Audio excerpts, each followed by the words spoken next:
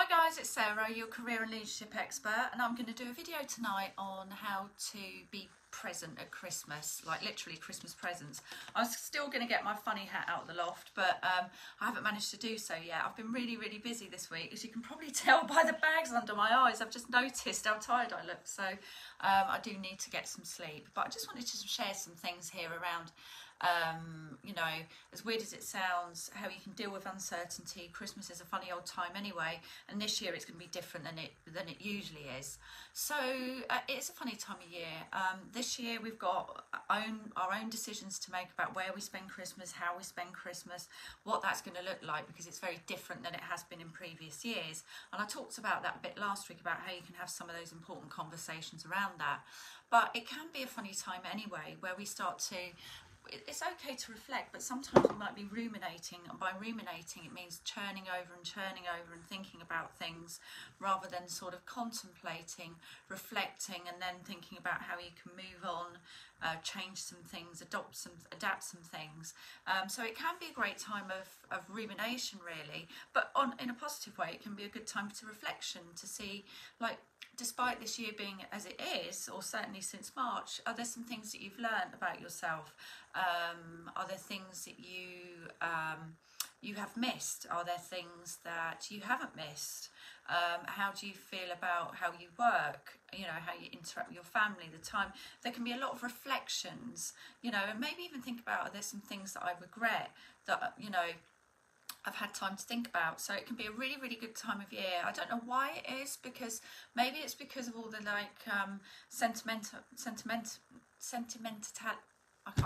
sentimentality, whatever that word is, there is around Christmas. You know, the movies, all of that stuff. There's a lot of you know, glitter around Christmas, so it can be, you know, a bit of a funny time. It can stir up lots of emotions, and there's lots of pressures about where should I go, who do I spend it with, and I'm sure this year's no different. And that's why I talked about last week, having those frank, open conversations about how your Christmas would look, about with your friends and family, you know. So if you sort of feel like, oh, do you know what, this year's been, you know, unusual for all of us, but I'm not sure what it is that I really do want to do, or I want to reflect on some things, but I'm not sure how to go about that, then think back to a time when you were a child and think about what was your favourite film.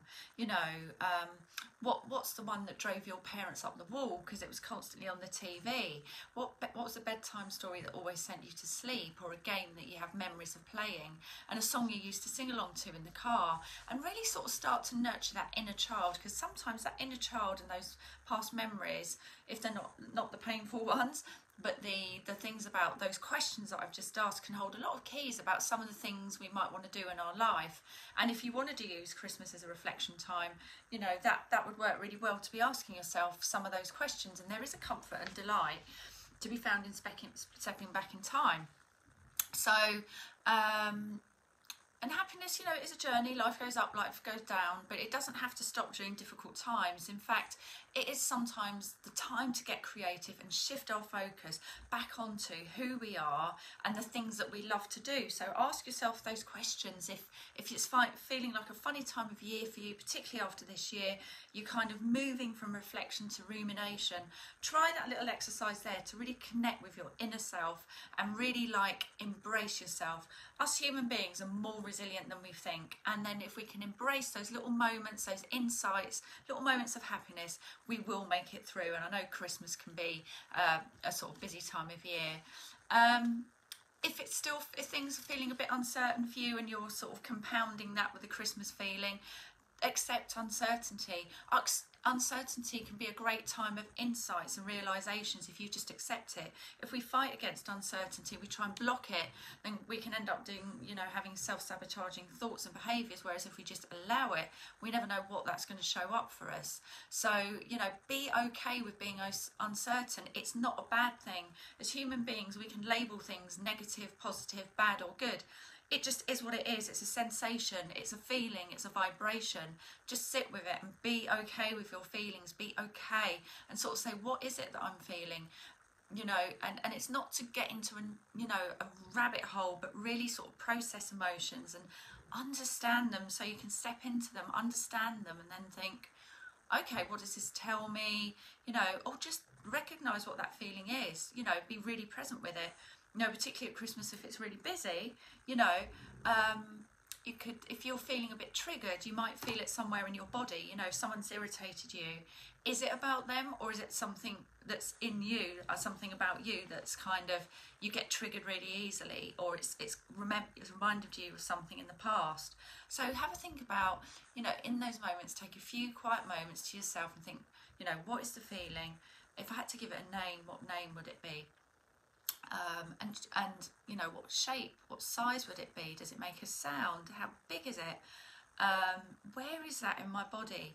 And just ask yourself and go, okay, I'm feeling a bit anxious for now, and just call it out. Don't run away from it, because the more in tune we get, the more we realise, you know, we can be present with ourselves and not get hijacked by other people, and just acknowledge what you're feeling.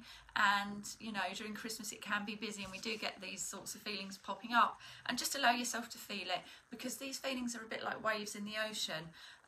So they kind of undulate, they go up and down. Life is a bit like that sometimes, very up and down. So we will undulate through it, but the worst thing we can sometimes do is push away those feelings, push away, you know, any stress we're feeling, rather than sitting there and going, do you know what, it's okay to feel like this just for a moment. You know, I'm only human, I'm not a robot. But sort of say, you know, what is that feeling? What would I call it? And perhaps even ask yourself, is there a message behind that feeling? Is there a belief? Is there a deep belief or assumption I'm making that's buried deep inside of me that I need to get to, that's creating this feeling? Is it, you know, oh, people are always putting upon me? Well, is that really true? Is that what you've been sort of decided to believe? You know, ask yourself, is that really true? Or maybe you are doing too much for other people, so they are putting upon you. So have a think about some of these facets in terms of investigating your feelings if it gets a bit stressy at Christmas.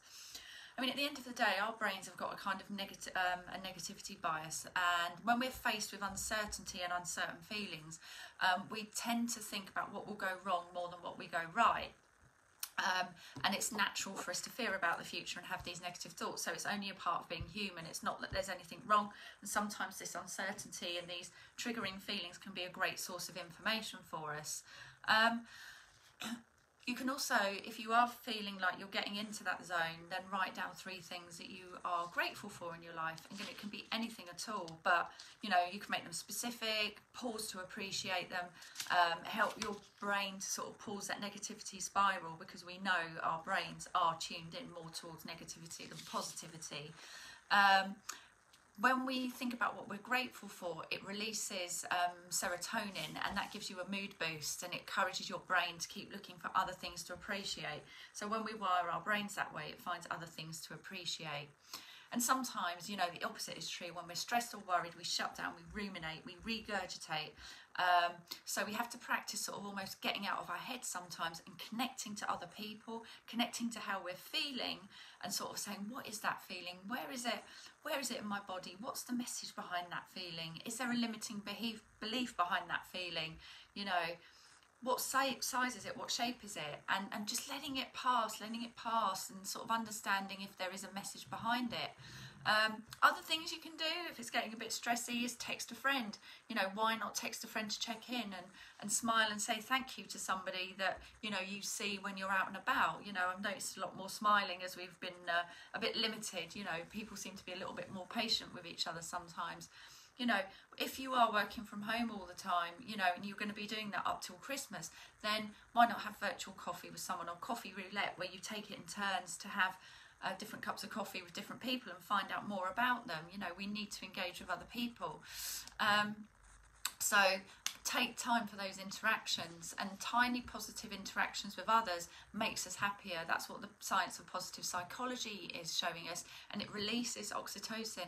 And when we do tiny kind things and we connect with people, it makes us feel really good, and it helps us feel supported when we're going through difficult or uncertain times. So for example, at Christmas, you could go for a walk, just smiling at someone or saying, hi, how's your day? It releases that chemical that helps us to feel better. The other thing you can do is have a few rituals that you can count on between now and Christmas. You know, sometimes these are called daily anchors, you know, daily things that we do to help manage any overwhelm or any stress. And they could be, you know, writing in a diary, meditating, think about 3 things you're grateful for, smiling, practicing smiling in the mirror, smiling at a stranger, because these are all things that really help the chemicals, the feel-good chemicals in our body, help us feel even more happier. So they can just be really simple things you can do wherever you want. I mean, watch something funny, but just daily from now until Christmas or the new year, and jot down a few ideas of what some of these anchors could be, how you could help yourself feel a little bit better, so we don't let our feelings hijack us, but we step into them, we embrace them. So I've given you lots of different techniques here about how you can really be present at Christmas. So it's just a short one tonight because I've got lots of stuff I still need to do, but that's given you a few ideas there about how you can sort of find some joy in uncertainty and difficult times, giving you loads of techniques about how you do that, how you understand what's going on for you, and move forward from it. So I hope that's been helpful, and I'll be back again soon with another video. Take care, bye.